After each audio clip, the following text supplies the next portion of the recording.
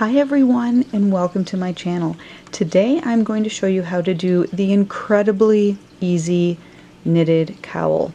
This is surprisingly just one stitch. We're just going to be working in the knit stitch, but we're going to be creating a stockinette traditional knit look by just working that one stitch, and we're going to be working it in the round to create a tube essentially that you can use as a cowl. This is a super zen project. Once you get that knit stitch down, you're just working around and around for as tall as you want your cowl to be.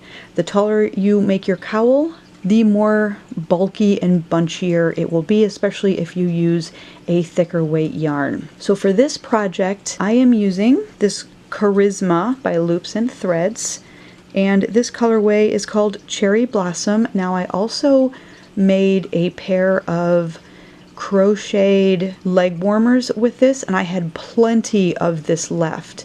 So this cowl, if you're a crocheter and you want to learn how to knit something pretty simple, I recommend this and my easy crochet leg warmers to go with it. So this yarn is a 5 bulky weight yarn, so we're going to be using some bigger knitting needles. This will also help to make the project go quicker, and you'll get a nice looking stitch at the end. So with this yarn, I am using a pair of 8mm knitting needles. You can see they're quite thick. You want ones that have the connecting wire because we're going to be joining and working in the round, all the way around. So if you've never worked in the round as a knitter, this is a wonderful beginner project for you as well. You'll also need a tapestry needle to weave in those ends, and I do recommend a stitch marker just so you can keep track of where the round starts. You won't be carrying the stitch marker, it'll just be sitting at the bottom of your work so you can kind of just eyeball where that start of your round is. And once you have all of your stuff together, let's get started. When you're casting on and knitting, you want to make sure that you have a very, very long tail if you're casting on a whole bunch of stitches. If you're only casting on like 10, then something 18 inches or so would probably work. It all kind of depends on your tension as well. I suggest for this project to cast on at least 70 stitches. However, you can definitely adjust that. If you're making this for a child, a smaller person, you obviously don't need that many stitches. If you're making this for an adult, then I recommend at least 70-75 stitches, depending on how much room you want around your neck area. So for mine, I'm going to cast on 70 stitches, so I want probably at least 1.5 yards to 2 yards of cast on length. So I'm just going to kind of eyeball it, and sometimes you don't get this right on the first try. So I'm going to play it very safe. I left it probably 2 yards for my cast on. So this side is where I am pulling directly from my ball of yarn, and this is the end. So I've pulled out about 2 yards. That could be way too much. You just kind of have to work it and see. So you're going to grab your knitting needles. You're going to place your yarn over your thumb and your index finger. Put that needle right under. Twist your thumb up, grab a loop from both your thumb and your index finger, and pull that loop that's your thumb is holding around, and you've cast it on 2. You're going to keep doing this under, over. Casting on in knitting, especially if you're a crocheter, is one of the toughest things to learn how to do. And even if you are a knitter and you've never crocheted and you step away from knitting for a while like I did, you try to come back to it and you almost completely forget how to cast on.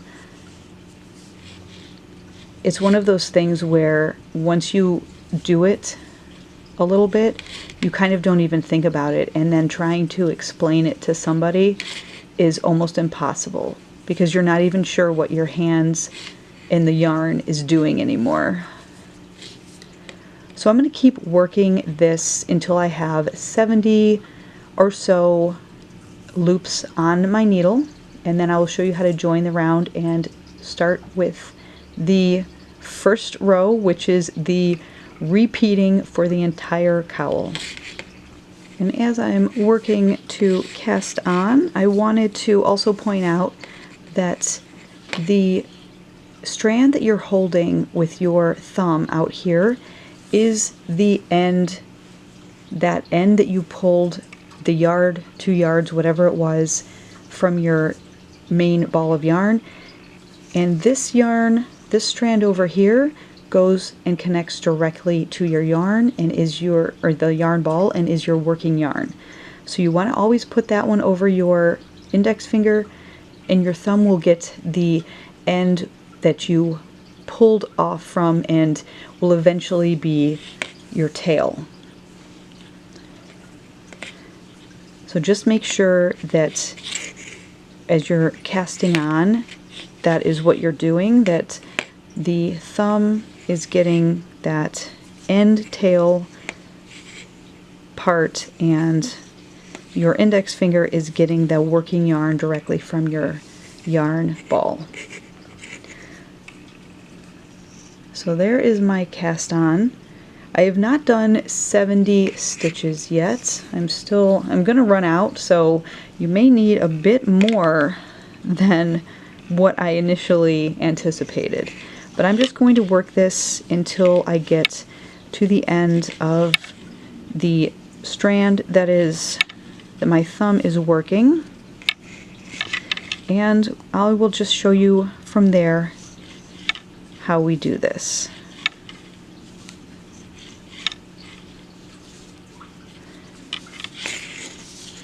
You may also notice that if you have a long wire that connects your 2 needles together, if you're making this for a smaller person, a kid, a doll even, you're going to need a little bit smaller length of wire if you can find it. If not, it's just going to be a little bit fiddly at first. So I want to leave a little bit of this tail just so I can weave it in.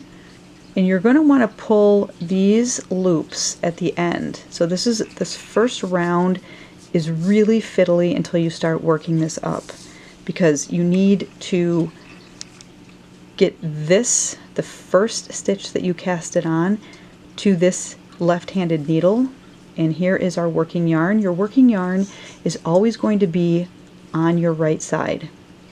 So you need some of these stitches over here, and you need a bulk of the stitches on this side. So sometimes that wire can really be a hindrance as you're trying to work these first few rows, but it does get easier as you continue along in the project. So once you have pulled up a stitch, you're going to want to insert your needle from left to right underneath, and grab your working yarn. Make sure it's your working yarn that's coming from your ball of yarn. Wrap that around your right-handed needle, and then pull it up, and you're going to slide that loop on your left-handed needle off. Let's try another one. Yarn over, and there's the new stitch. Gently slide everything up if you need to, and slide the left-hand loop off.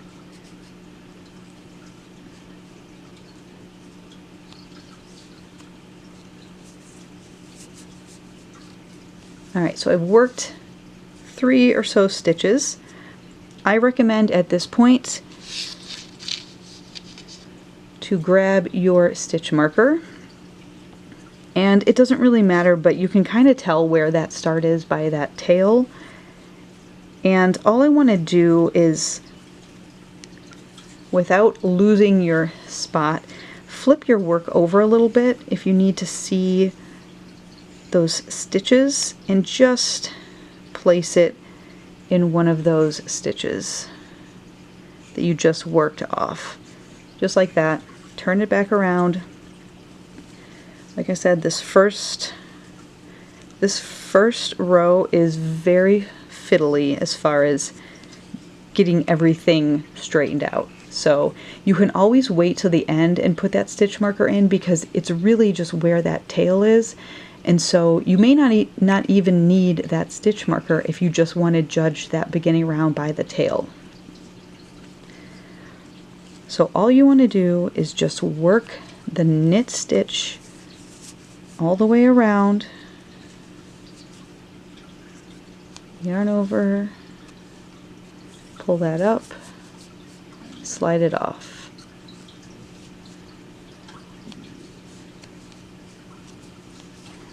And like I said, this first row you're going to have to just keep sliding everything. It's a very tight row because you're trying to work these all off and build that cowl up and give some length. Once you have some length, it becomes much easier.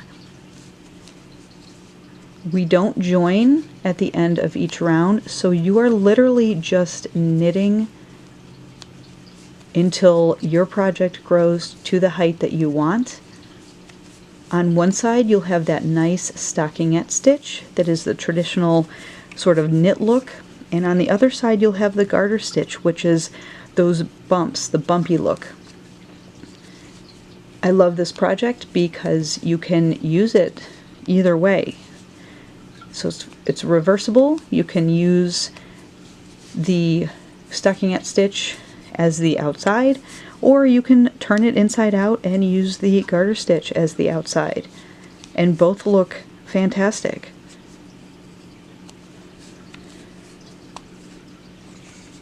So just keep working this all around, and I will meet you back here where I put the stitch marker and just kind of show you how you continue on until you get the height that you want. As you've worked around, you may have noticed that that spot when you're starting was in the middle here, somewhere around here. It was really pulling apart. Once you get back around, you can tighten it up by pulling a little bit on your tail, and at the end when you're weaving this tail in, you can easily just close that spot up, that little gap. There will be a little bit of a gap just from when you join and the way the tension works, unless your tension is super tight and you made that join super tight. So as you can see, I'm coming up to the beginning. I can tell because my stitch marker and my nice tail there. And I'm just going to keep going. So this is why it's a really zen project, because you can just keep going. Once you get the knit stitch down, you just keep going. As you come up to this beginning of your second round, make sure that your stitches haven't twisted. You always want the working part, the length, to be growing downward, so you're always working those loops here and not, you know, twisted around. So rows 1 and 2, or rounds 1 and 2 I should say, are probably the most difficult, just because you're watching your tension. And now you can see here, this is my join. It's very loose, so I'm going to pull gently on that. It's not really going to do much right now. This won't show as your length grows. It'll only be right there on the bottom, and like I said, you can just weave, as you're weaving in your end, you can just kind of close that up a little better. So here we go, round 2, and this is, like I said, the same for every round. You're just going to be knitting, and it'll create a nice knit stitch on this side, and on the back you'll get those bumps for the garter stitch. But we're really just working the knit stitch all around and around, and by working in the round, just by knitting, it gives the same effect as working one row knit, one row purl, which creates that stockinette stitch. So that's it. All you want to do is just knit each stitch in the round for as many rounds as you need to get the length that you want your cowl to be. A longer length will give you a bulkier, bunchier cowl, and a shorter length will get you a much less bulky, bunchier cowl. So work it as tall as you want, and I will show you how to cast off at the end, and you'll have a very easy knitted cowl. So I have worked a length, and I will put all of my measurements in the description box down below, so check that out if you want to see the exact measurements of my knitted cowl. I have stopped with just a little bit of yarn left so I can cast off. Obviously you can change colors throughout this, you can add in other balls of yarn. I'm not going to go through that in this specific tutorial, but you can do that if you want a much larger, bulkier kind of cowl. So here's where I have finished off. I tried to match it up as close to I could to where that stitch marker is and just followed it up. It really doesn't matter. We're working in the round. You won't be able to tell much of a difference if you don't get into the exact right stitch of your starting stitch, and that's why I just leave that stitch marker down here just as a reminder.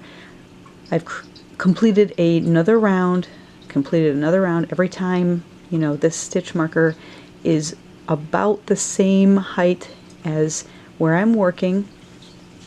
Now we're going to work on casting off. Now because I set this down for a little while, I made sure that all of my loops were as far down those knitting needles as possible so they wouldn't slip off as I was moving this project around. It's a quick, easy tip if you're working with knitting, especially if you have that wire connector between the two, if you're working in the round, or even if you're not and you have that wire, you have a little extra space, just slide all of your loops back as far as you can from the start so they don't slip off. So now I'm going to go ahead and push them all forward and we can cast off. To cast off, make sure your working yarn is always on that right side anytime you pick this project up. You're going to knit 2,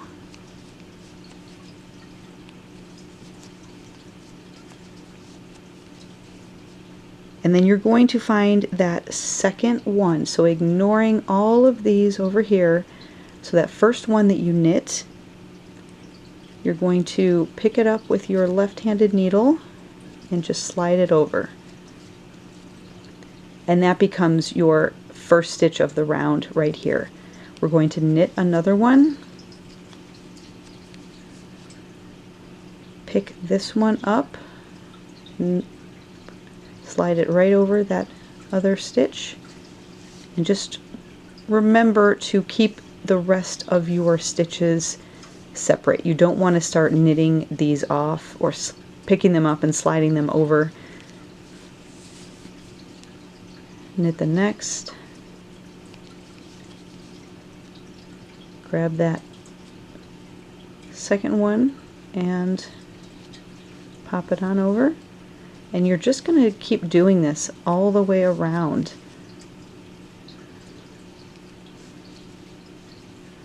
Now you can see we've got a start of our knitted off edge.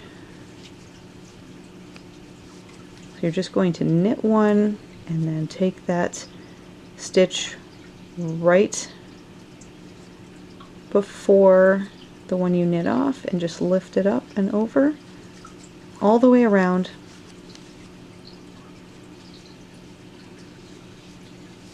I've worked almost all the way around. You can see all my loops have now transferred on over to my left hand needle. So I'm going to just work these last stitches.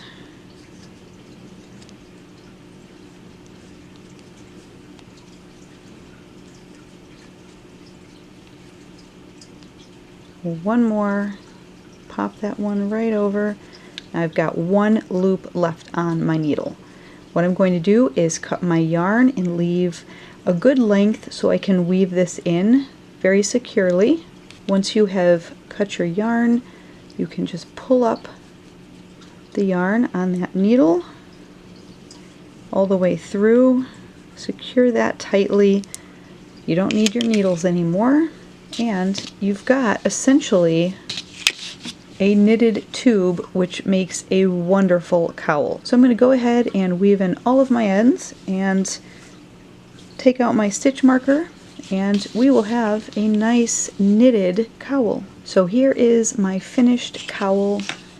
This is my cast on edge down here and my cast off edge up here. Your cast off edge tends to be a little bit tighter, so just try to cast off as loosely as possible, but it may be a little bit tighter than this edge down here. Also, as you're weaving in those ends where you joined or cast it off at the top and joined at the bottom, you may find that there's a little bit of a gap. So just leave a little bit of a tail and close those gaps in. They really won't be noticeable when you're wearing this. So I absolutely love this pattern. It's super easy, wonderful, wonderful for beginners, and reversible. So you can always wear it inside out and have that garter stitch pattern showing. Or like this is a very nice, clean, traditional knit look. However you want to wear it, super easy, fun, comfortable, useful, makes great gifts. I just love this pattern. I hope you enjoyed this knitting cowl tutorial. Please be sure to subscribe so you don't miss out on any of my other knitting, crochet, Tunisian crochet, crafty content. And until next time, everyone, happy knitting. Bye!